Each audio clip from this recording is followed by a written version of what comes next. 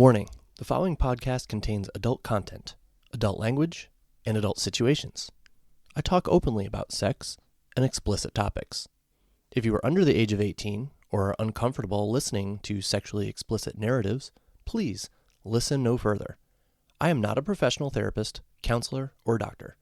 I'm just an average guy in the swinger lifestyle who likes to share his experiences. This podcast is for informational and entertainment purposes only. Please seek a professional if you are in need of advice, guidance, or care as it relates to sexual health or alternative lifestyles.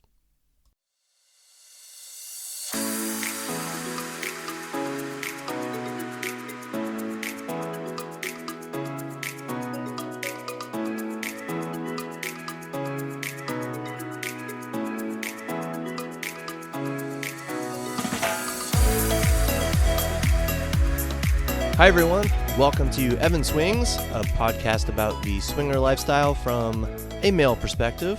Mine, of course. I am Evan, your host, and I am half of a lifestyle couple. The other half is my beautiful, amazing wife, Eva. We have been in the lifestyle for approximately 3 years at the time of this recording. We're both in our late 40s, but man, we are having more fun than we had in our 20s and 30s combined. It has been an absolutely incredible journey. We've had so many more ups than we have had downs. Just a few minor bumps in the road here and there. And we consider ourselves extremely lucky for that. There are horror stories out there, just absolute horror stories. Lifestyle experiences that have gone wrong, like horribly wrong. We have heard several of these horror stories from couples that we have played with or play with regularly, and some of it is just downright shocking what we've heard. But as of the recording of this podcast, and we are in the May 2024 area, I have to say that Eva and I have been very lucky to so far not have any major horror stories to share with you listeners. Episode 8, which was about the Alexa guy, was probably about as close as you can get to a horror story. But even that wasn't a shocking, horrible tale. It was actually kind of comical about how badly it went. So it's a story that we can look back on and laugh and joke about, especially with others. And when someone else hears it, they may laugh about it, or they may shake their head and, or smile at least. But thankfully, we don't have any stories that make people gasp or cover their mouth with their hand in awe or terror. We've heard those. We've heard those from other people, and we feel bad that our friends, or really anyone who has had to experience that. While the lifestyle is, for the most part, filled with lovely, friendly, kind, caring, and welcoming, respectful people, there are always a few bad apples. So if you're new to the lifestyle and listening to this, fear not. The odds are in your favor. But just know that you may have some bumps in your journey. That is normal and expected. The key is to learn from those poor experiences, which actually then makes them positive experiences. Not always fun to reminisce about, but good to look back on and realize how it was a stepping stone in some way, how it shaped your lifestyle journey. Looking back, there is probably one instance where Eva wishes she stood up, called it, and ended our evening before any playtime took place. Pulled the plug when she had the chance. That would be episode 5 if you are interested in going back and listening. Now, for me, there was really only one incident I can think of where, looking back, I should have called it. Now, don't get me wrong. The evening was fine. I had a good time. Eva had a good time. But I think an evening can be both. A fun experience, but something that, maybe didn't need to happen and wouldn't have been a huge loss in the long run if it had been canceled or even just called off suddenly. So I'm going to tell you about the circumstances behind that thought. Let me tell you about Ted and Sammy. And as always, names have been changed to protect the identities of those involved in the story. The story takes place in year 2 of our lifestyle journey. And as I'm recording this, we are right around beginning year 4. So we've been in the lifestyle about 3 years right now, Eva and myself. So this happened in about year 2. I honestly can't tell you anything more specific than that, in regards to the time frame, because I honestly just don't remember. I don't remember the month or the season. My memory is just that bad sometimes. Well, we met Ted and Sammy on SLS, which is, if you don't know already, a lifestyle site. We started chatting a little bit, and we began to hit it off. One of the main catalysts in a situation like this is Eva. I do all the messaging on these apps and on all these sites that we have, and I do all the vetting, what's called vetting. I pretty much weed out the non-contenders. Then Eva ends up making the final call. She always makes the final call. Actually, 2 calls, now that I think about it, typically. Usually at 2 different points in the, we'll call it the courtship process, whatever you want to call it. So when I first make contact with a couple and we start chatting, face pics are an absolute requirement. I usually don't even respond to profiles without face photos. In fact, I'm not exaggerating here, okay? But when I occasionally do break my little personal rule and respond to profiles who reach out to us without face pics, because I'm a glutton for punishment, I guess, I am not exaggerating. I cannot remember a single incident where a couple without face pics in their profile ended up being attractive to both Eva and myself. It just hasn't happened yet. No exaggeration, okay?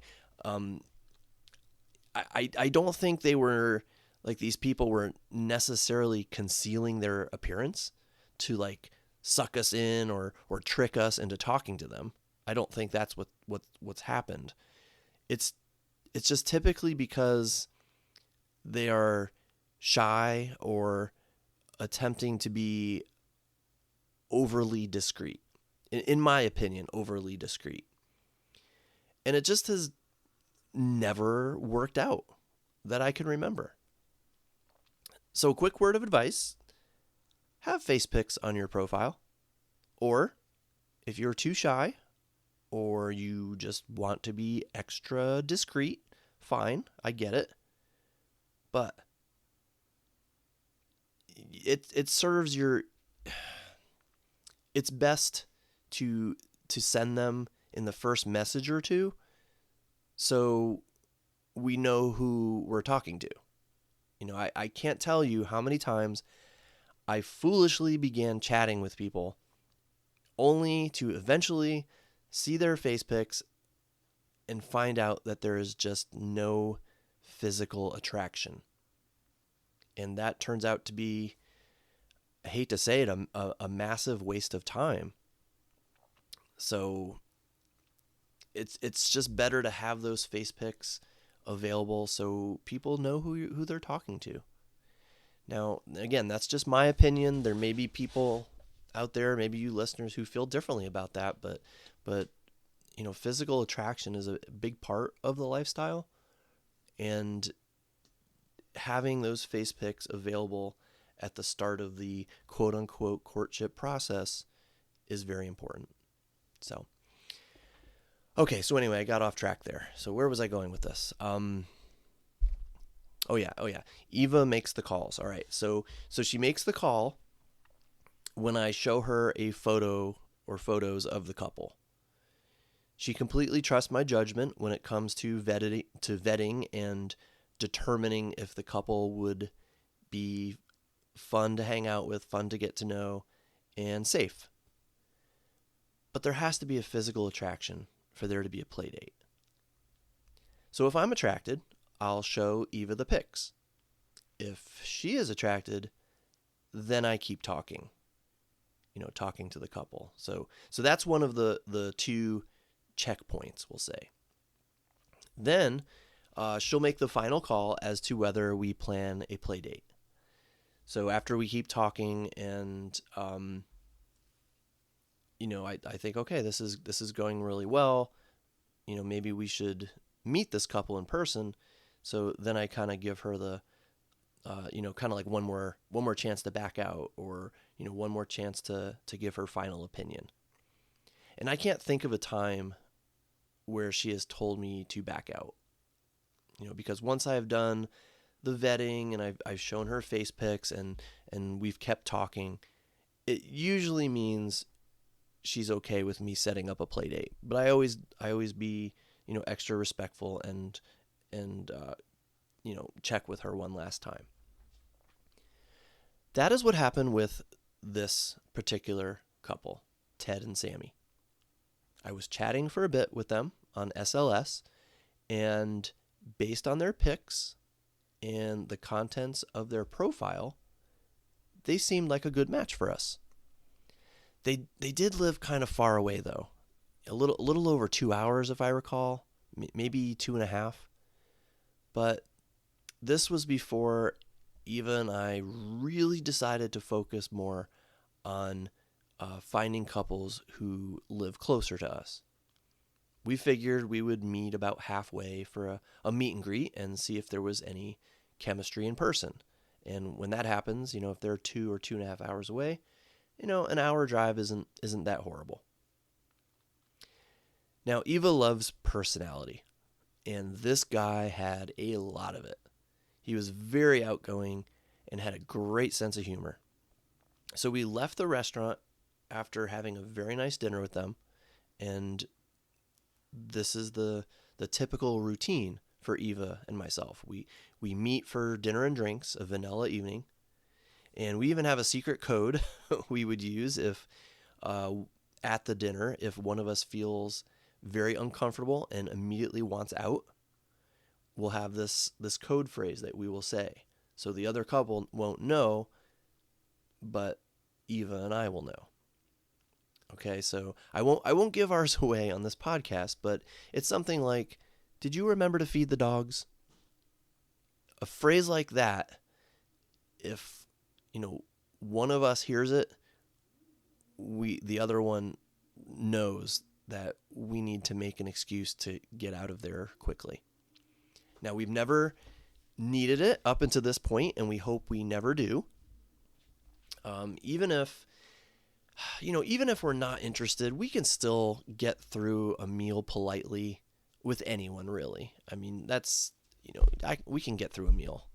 Then after the meal, we can talk in the car and ask each other what we thought and decide if we want to pursue anything further. We both agreed that we would like to see Ted and Sammy again, for a spicy date, so to speak. At that point, now that Eva had met them and was comfortable talking to them, she was added to our group chat on Kik. So we all four of us, chatted for a while and scheduled a play date about 3 weeks from that point. So remember, the story is all about me not pulling the plug when I think I should have, maybe. So 2 things made me think that, okay, looking back.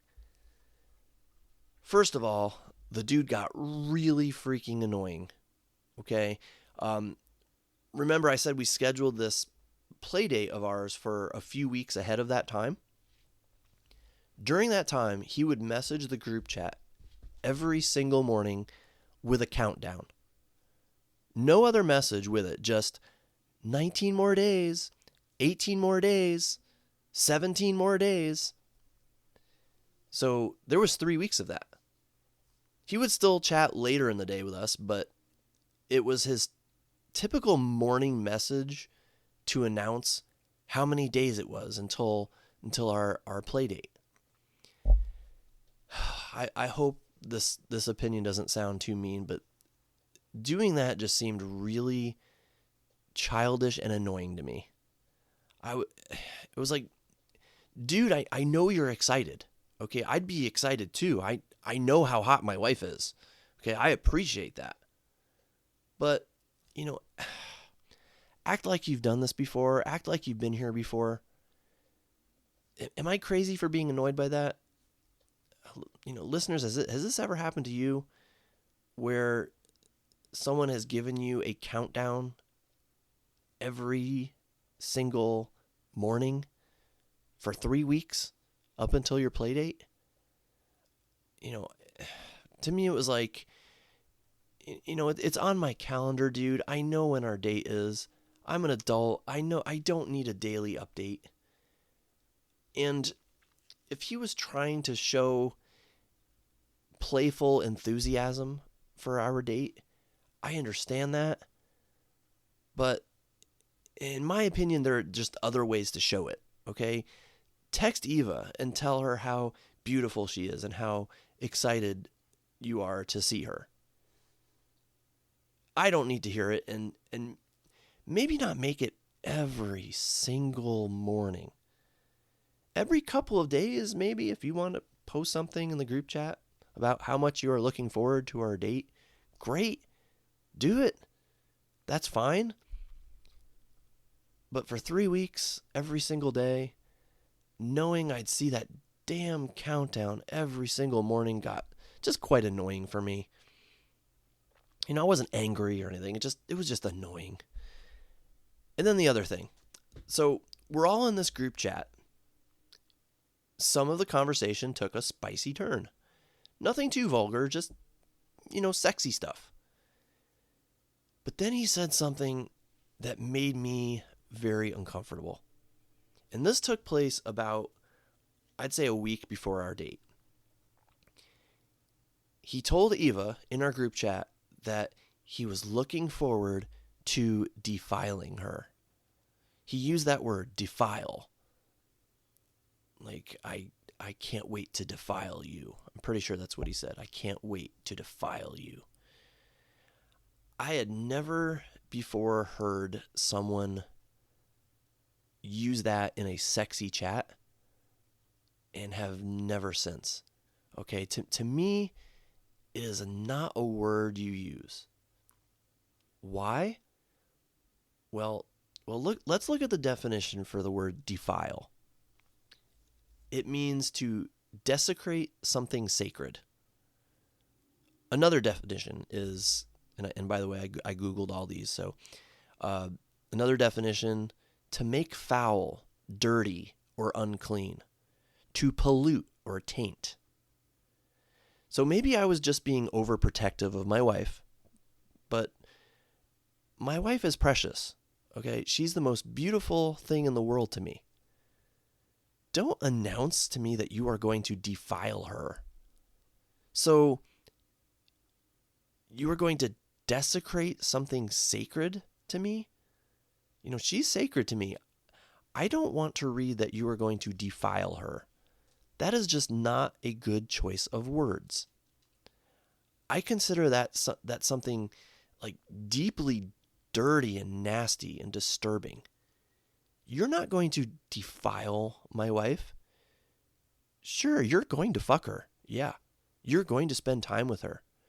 But damn it, you're going to fucking treat her like a lady, like she deserves.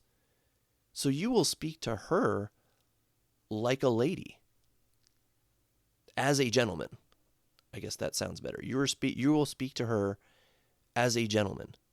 Respect her as a lady. So I don't know. Maybe I'm blowing it out of proportion. Maybe I blew it out of proportion at the time. But I responded sternly. I was like, not cool, dude. You're not going to defile my wife. That is not the way I want a gentleman speaking to her. And maybe it's because I love to write and I love words. I play word games like all the time, every day. All right, I am not joking. I play Boggle and Wordle and others every single day. Like I love Scrabble and crosswords. So words mean a lot to me. Okay, I've written an unpublished children's book at this point in my life. I do just a lot of creative writing. So again, words just mean a lot to me. And that was just a very bad choice of words to me. And it hit me hard. So I explained all this to him sternly in a private message on Kik. And he responded very apologetically. He explained that was not what he meant. He hit me with every sorry phrase in the book because I think he knew he was suddenly in a very precarious situation. He was so excited to have sex with my wife, as he clearly demonstrated every single fucking morning with his damn countdown. And now he knew I was on the verge of calling it off, or at least he suspected. He even said, if you want to cancel, I understand. And that is probably what I should have done, but I didn't.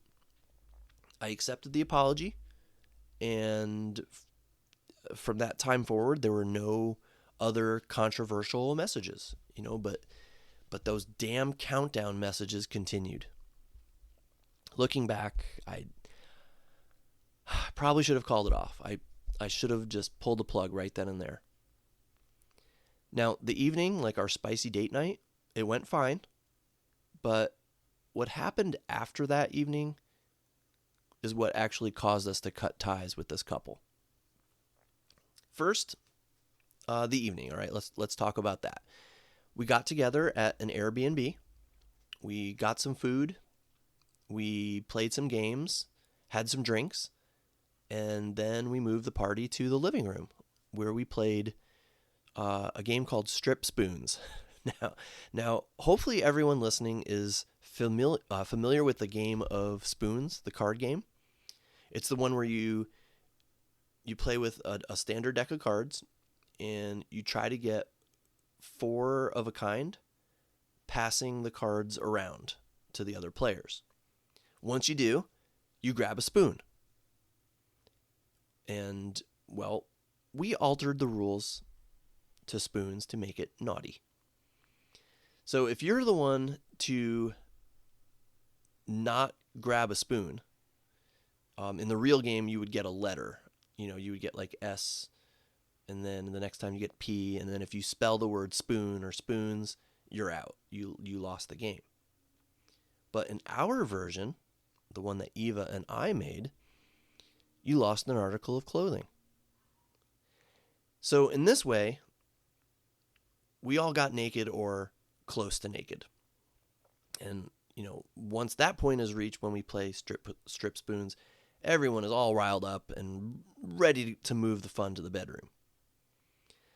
So I guess I could say one more thing that annoyed me about this dude is that once Eva lost her shirt and bra in the game, he found it necessary to get up where he was sitting and then go sit immediately behind her with his legs around her sides, and he started to grab her boobs.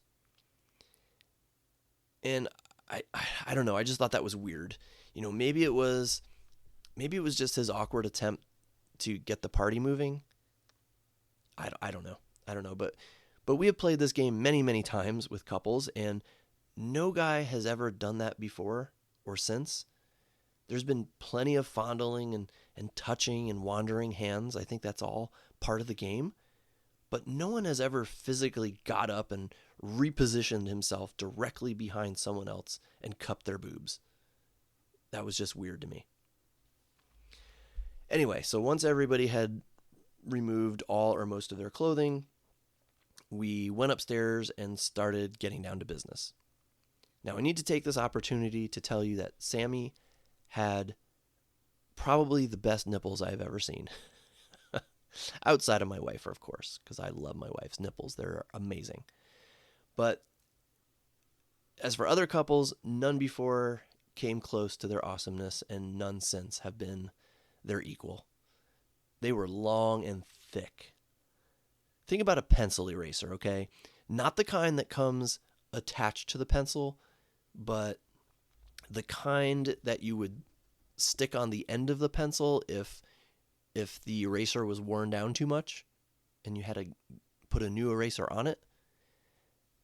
They were that thick, okay? That meaty. They were fantastic. I could not stop playing with them. I had a hell of a lot of fun with them. And she was also very good at blowjobs. And her skin was so smooth. It was very nice. And Eva had fun too.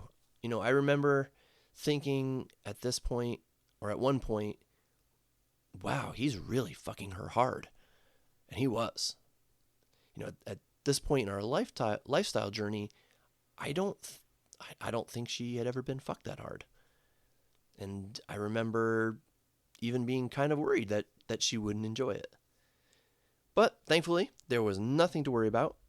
Eva really enjoys being fucked hard. And, now, at some point during the action, Eva suggested to Ted that he have sex with her from behind on the end of the bed. Now, I'm not sure what this position is called, but Eva and I really enjoy it. It's one of our favorite positions. It's not just her bent over the edge of the bed. It's her laying prone bone, I think it's called, with her chest flat on the bed, ass up in the air, feet flat on the floor. And with her butt toward the edge of the bed, she actually has plenty of room to maneuver a vibrator down there, like down to her pussy. So she is able to come a lot in this position. And there's probably a name for that position, but I don't know what it is. But again, we love it, and listeners, you should try it if you haven't already. Well, Ted had never heard of it before and was really excited about it. So they tried it, and he really, really enjoyed it. That will come into play shortly in this story. But other than that, the sex was pretty unremarkable. I mean, it was plenty enjoyable, but, nothing major that I need to tell you listeners about. We had a good time, and those nipples are forever etched in my memory. In the day or two following our play date, Ted texted me to ask what Eva thought of him. Did she have a good time? Did she say anything about what he could do better? I was like, leave me alone, dude. If you are that concerned about your performance, ask her how you did. Ask Eva how you did. You have her kick name. Ask her. And the thing is, he did. He started bugging Eva. And Eva was okay with it for the most part until, I don't know, I would say a few weeks later, he overstepped the line in Eva's eyes. he began asking her about the position they tried, that one where she's bent over the bed. He said he could not wait to do it again. And Eva asked him, like, then why haven't you with Sammy? And he gave some lame excuse like, oh, we just haven't had time lately. And Eva was kind of annoyed by this. Not just with his questions and persistence, but she felt that trying a new position he seemed thrilled about, that should have been something that he tried soon after with his actual wife. When I learned something new, like that fingering technique that I mentioned in episode 3, that I called the move, I wanted to try it out with my wife. I was like, oh my gosh, I can't wait to try this with Eva. She's my wife and the most important person to me. She's the one I want to try out new fun stuff that I've learned with. She's the one I want to please as much as I can and pleasure as much as I can.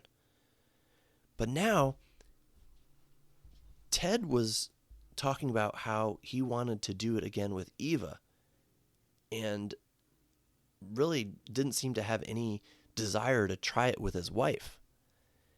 And that made Eva uncomfortable. She felt like she was not going to go on dates with him in order for her to perform a specific trick he liked, when he could easily do it at home with his wife. It's like, your wife comes first. And don't get me wrong, she's very glad when men express how much they enjoy their time with her, okay? But something about the way he was texting her was rubbing her the wrong way. So she asked me to step in and end things. And I did, as politely as I could. I just, I texted him and I just told him that things have changed and we were really no longer interested in seeing them again. I tried not to be too specific. I thanked them for the fun evening and the fun conversations, but ultimately we thought it was time to go our separate ways. They were both really kind about it, but I can't remember exactly what he said, but I could tell he was super disappointed. Now, I wanted to be more specific and tell him it was because you acted like a dumbass, but I didn't. I was polite and respectful, but again, I wasn't very specific because I wanted to be honest. I wanted to be truthful. But going back to my main point to all this, I think maybe I should have pulled the plug, and that whole awkward situation could have been avoided. Now, don't get me wrong, I'm not like super upset that I didn't pull the plug, all right? It's just an example of where I should have listened to my gut, and my gut was telling me that maybe this was something I should have put a stop to. Now, again, the evening was fine. The sex was good. But if I or we had known it was going to be a one and done type of thing, I would have definitely pulled the plug. Eva and I we're not really one and done people. If we decide to meet with you and we enjoy our time with you, we'll tell you that we hope to get together again. Have another spicy date with you sometime. We love making friends with benefits, and we don't really enjoy being notches on someone's bedpost. All right. When we meet someone, it's usually because we think there's potential for there to be multiple meetings. So again, if we had known the way this was all going to turn out, we probably would have excused ourselves from the beginning. But I didn't listen to my gut, even after that dude's stupid-ass countdowns and the offensive comment he made about defiling my wife. I always try to look back on experiences and think about what we've learned from them. And in this case, I definitely learned to trust myself if I get a weird vibe from someone in any way. I think from that point on, I was more cognizant, and I think that's the word I'm looking for, cognizant, of the content of messages and how people act. If I get a bad or uncomfortable vibe, then I immediately end things. And that's happened. There's been cases of that. Always politely, always respectfully, but I do end things if I start getting a bad vibe. So I've learned to trust my gut. Yeah. So as just kind of a word of advice to all my listeners out there, trust your gut. Trust your gut. I would say your gut is usually right. And with that, I think I'm going to end this episode. Thank you for listening. I'm so glad that you decided to come back if you're a returning listener and take a listen again. If you enjoyed what you heard, please come back again sometime. I'd love to have you listen again. I'm trying to put new episodes out each week right now. As at this point, sometimes it's hard to do that. The hard part is finding time to record. I have kids living in this house. Our walls are fairly thin, so I always have to wait until a time where there's no kids around, and I could be sure that nobody's gonna hear me talking about these explicit topics. So I'm gonna keep trying to put out one a week. Eva and I have lots more to share, so she would actually love to come back sometime. And so in the meantime, though, as always, you can find me on Instagram if you want to connect with me, or Kick. Either one, you can find me at Evan Dienson. That's EvanDeanson, Evan Dienson. Please feel free to connect with me. Send me questions, comments, suggestions for topics, all that good stuff. I would love to eventually answer listener questions on the show. I think that would be a hell of a lot of fun. I got some other ideas in store for the future too. I'm actually hoping to have some guests on down the road, so that'll be exciting. So stick around, subscribe, like, whatever you do for podcasts. I don't even know, but I hope you come back and listen to my melodious voice. Not really, but I hope you come back and listen to my voice again. So be safe, everyone. Be safe, be naughty. Live life to the fullest, okay? Life is so short. So truly, live life to the fullest and swing on. See you next time.